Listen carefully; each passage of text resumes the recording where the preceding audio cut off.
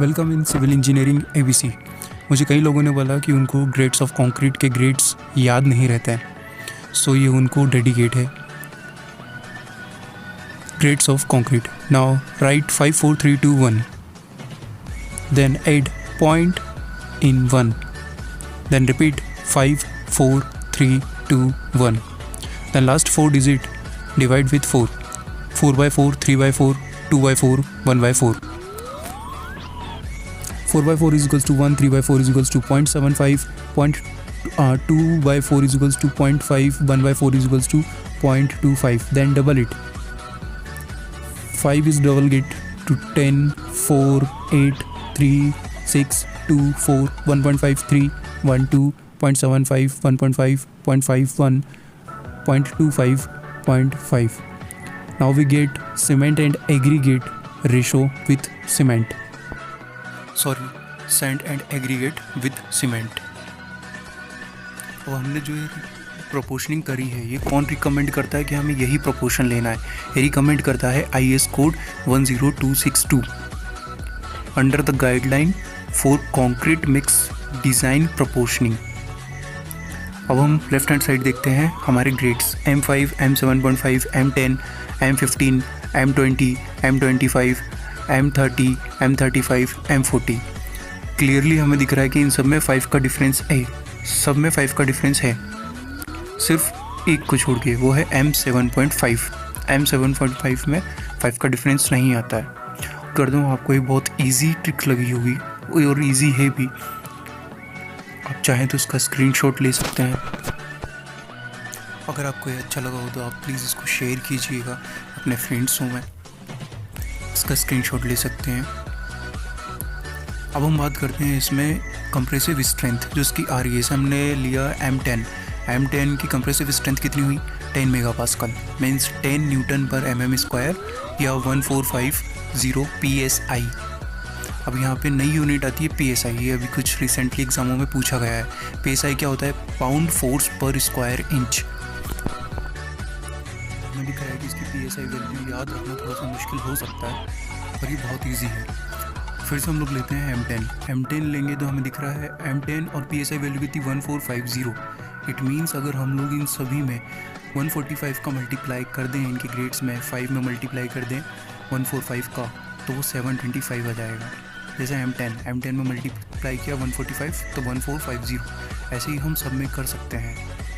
और आप चाहें तो आप सबका मल्टीप्लाई करके देखें, सब में अप्रॉक्सीमेटली इवन इक्वल वैल्यू आएगा। लेकिन जैसे 1087 जो M7.5 दिख रहा है वो हो जाएगा 1085। अब हम कुछ 2-4 क्वेश्चंस देखते हैं इससे रिलेटेड, उसके बाद हम कुछ और कॉन्सेप्ट्स देखते हैं। So question number 1, M10 grade कौन सा होता है? हमें दिख ही रहा है तो M10 मतलब 5, 7.5 M10। इसमें कहेगा 543 मीन्स 3 वाला, तो 136 दिख ही रहा है, number 1 option. Okay, next question पे जाते हैं। M20 nominal mix, M20 nominal mix. हमें पता है 20 में कितना आता है? 1 आता है, 1.5 आता है, तो 4th ऑप्शन।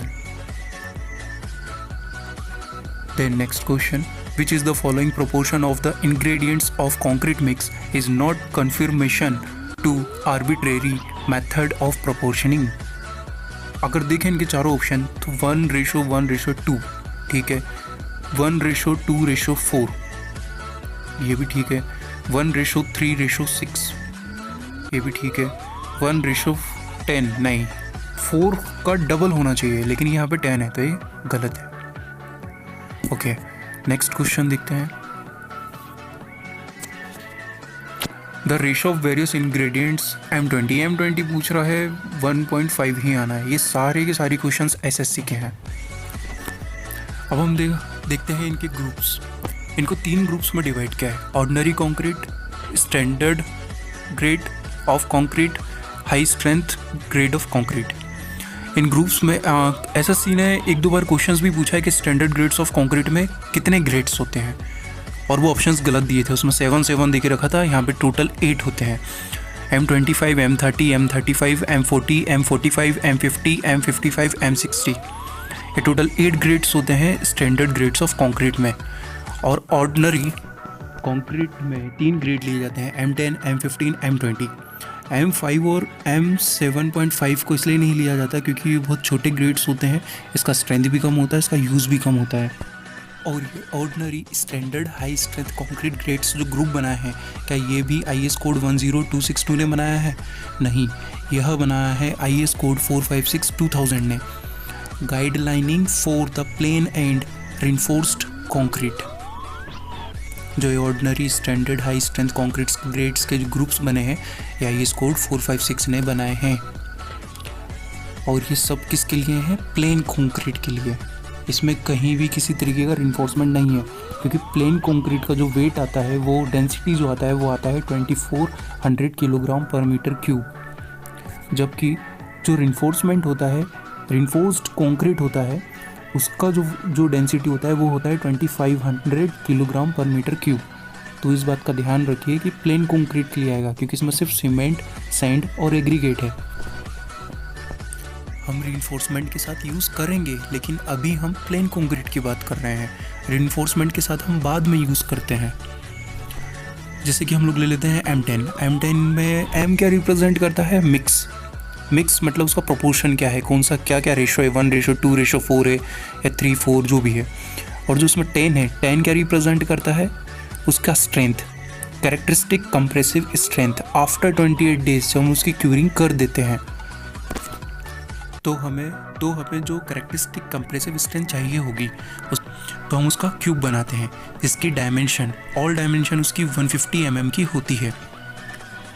सभी डायमेंशन उसकी कितनी की होंगी? 150 mm की होगी। फिर उसे हम किस में टेस्ट करेंगे? यूनिवर्सल टेस्टिंग मशीन, जो कि कंप्रेसिव स्ट्रेंथ हमें निकाल के देगी। यूनिवर्सल टेस्टिंग मशीन में, UTM मशीन में हम लोग उसे टेस्ट करेंगे। हम सभी ग्रेड्स ऑफ कंक्रीट के इस कंप्रेसिव स्ट्रेंथ उसका एक स्टैंडर्ड साइज़ में निकालते हैं 150 mm क्यूब में। पर क्या अगर उसका साइज़ हम कम कर दें तो उसकी स्ट्रेंथ ज़्यादा हो जाएगी या कम हो जाएगी? ये क्वेश्चन SSC ने पूछे हैं, 2-3 बार पूछे हैं। तो उसका आंसर है बढ़ जाएगी। अगर उसका साइज़ छोटा कर देंगे तो उसका कंप्रेसिव स्ट्रेंथ बढ़ जाएगा। अब होता क्यों है ऐसा, वो रीज़न भी पूछा है। तो more confinement resistance against the specimen expansion resulting in more compressive strength. होता क्या है, जब आपका एरिया छोटा होता है तो जो UTM मशीन का जो सरफेस एरिया है दोनों और इसका सरफेस एरिया है क्यूब का, उसमें फ्रिक्शन ज़्यादा आता है, रेजिस्टेंस ज़्यादा आता है। क्यों ज़्यादा आता है? इसलिए ज़्यादा आता है क्योंकि उसके जो लेटरल डायमेंशंस है वो कन्फाइंड हो जाती हैं उसकी प्लेट से, जो उसको प्रेस कर रही हैं। और ज़्यादा जानकारी और अच्छी जानकारी के लिए फॉलो कीजिए हमारा insta page civil engineering ABC। यहाँ पे आपके काम की चीज़ ज़रूर मिलेगी। Thank you.